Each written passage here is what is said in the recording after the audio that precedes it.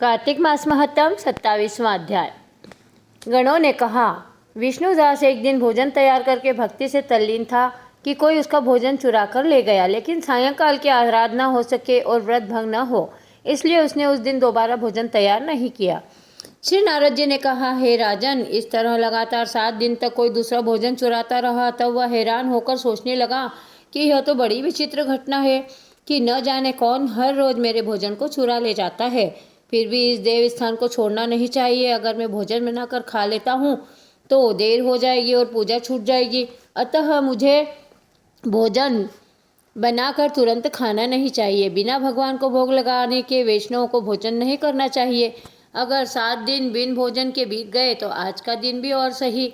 आज मैं भली भांति भोजन की रक्षा करूंगा और देखूंगा कि हर रोज कौन भोजन चुरा ले जाता है। ऐसा सोचकर विष्णुदास भोजन तैयार करके भोजन के पास ही छिपकर बैठ गया। उसने थोड़ी देर के बाद देखा कि वहां पर एक चांडाल आया, जिसका शरीर बहुत दुर्बल था। उसके शरीर पर केवल चमड़ी ही चमड़ी दिखाई दे रही थी। जब वह चांडाल भोजन चुरा कर चल दिया तो विष्णुदास ने पुकारा, अरे भाई, यह रूखा सूखा भोजन ले जाकर क्या करोगे? थोड़ा घी तो लेते जाओ। ऐसा कहकर वह ब्राह्मण आगे की ओर बढ़ा और विष्णुदास को अपनी ओर आता देखकर वह चांडाल तेजी से दौड़ने लगा। वह ब्राह्मण से डर गया, लेकिन दुर्बलता के कारण दौड़ न सका। अतः वह भूमि पर गिर पड़ा और मूर्छित हो गया। चांडाल को मूर्छित देखकर विष्णुदास लपक कर उसके पास पहुंचा और अपने वस्त्र से उस पर हवा करने लगा।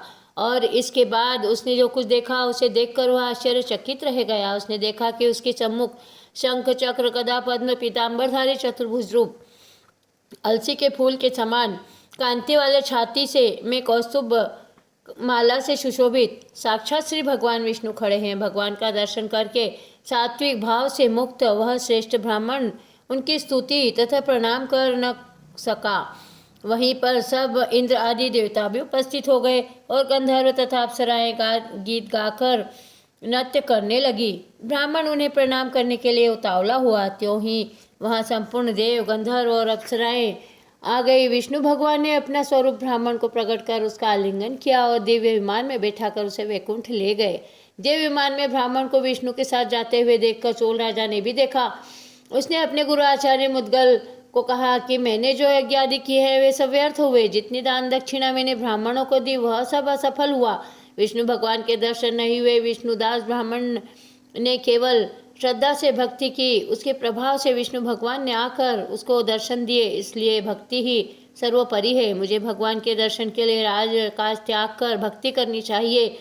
राजा के कोई पुत्र न होने के कारण अपने भांजे को राजगद्दी का अधिकारी बना दिया और आप विष्णु भगवान की भक्ति करने लगा।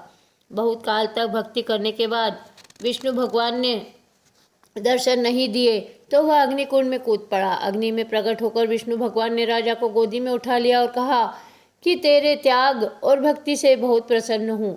उसका आलिंगन कर उसको दिव्य विमान में अपने साथ बिठाकर वैकुंठ में ले गए। विष्णु जी ने अपने समान रूप वाले ब्राह्मण को पुण्यशील और राजा चोल को सुशील नाम देकर दोनों को अपना द्वारपाल बना लिया।